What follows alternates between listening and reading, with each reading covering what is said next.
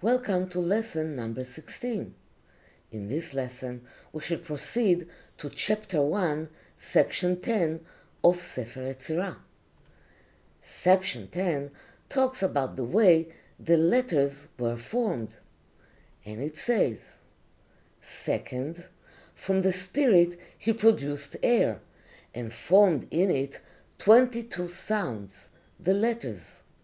3 are mothers, 7 are double, and 12 are simple. But the Spirit is first and above these.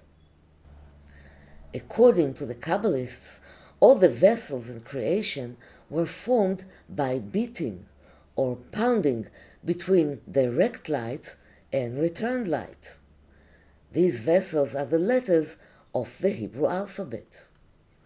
Sefer Yetzirah talks about the first spirit, the Spirit of God, that flows from Sefirat Keter, crown. It represents the air element, which stands above fire and water elements. It also represents the preliminary blow of the Creator by which everything was created. The first spirit that was formed is the straight light that comes from Sefirat Keter, crown. And the second spirit is the returning light that comes from Sfirat Malchut after the direct light has hit it. All the light that is not absorbed in Sefirat Malchut, kingdom, is pushed out of the vessel in the form of returned or reflected light. Section 11 continues to describe how the letters were formed by the third spirit, the returning light. This is the third spirit. The letters were engraved and carved. Engraving is the removal of matter. The letters came into existence when the returning spirit removed parts of the direct spirit. In human speech, this is expressed in the movements of the mouth during speech. Carving is the action of separating the materials from the source. The letters leave the source and receive an independent expression. Section 11 continues. Third, from the air he formed the waters, and from the formless and void made mire and clay, and designed surfaces upon them, and hewed recesses in them, and formed the strong material foundation. From the air he formed the waters. What does it mean? Here we learned that Sefirat Chokhmah, wisdom, which is attributed to water element, was formed at the meeting point of the direct light, represented by air element, and the returning light.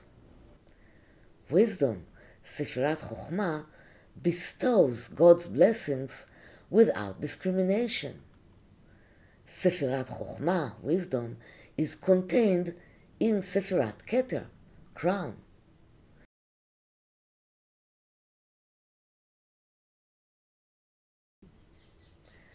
This relates to the beginning of the printed letters.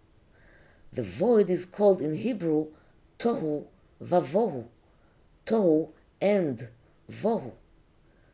Tohu is a pure substance that does not contain any data, and Vohu is knowledge that is not related to any matter. Both of them are included within Chokhmah. By means of Vohu, knowledge, it was possible to engrave the Hebrew letters on top of Tohu, the pure substance. The letters themselves grow out of the spirit, air element, but must be written by a writing fluid or ink, referred to here as mire and clay.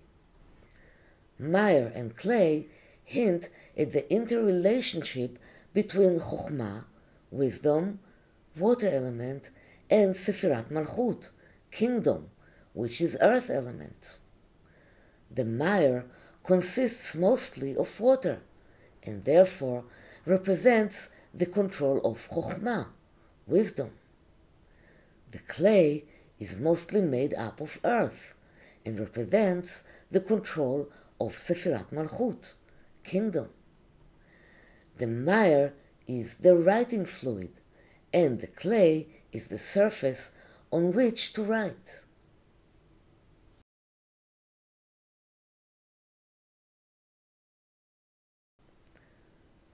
The next part of the section talks about forming the shapes of the letters.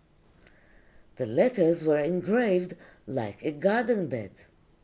Look at the shapes of the traditional Hebrew letters.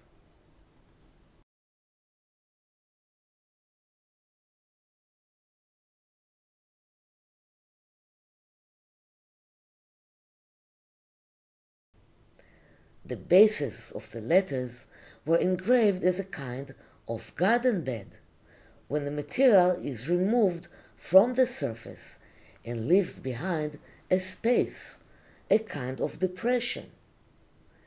Then the vertical lines of the letters are carved as a kind of wall. And finally, the upper part of the letters is added as a ceiling that covers the letters.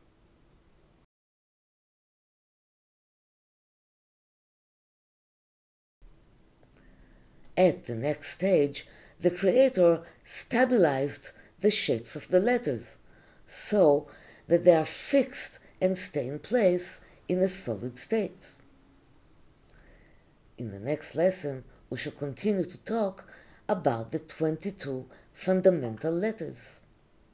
So thank you, and see you in the next lesson.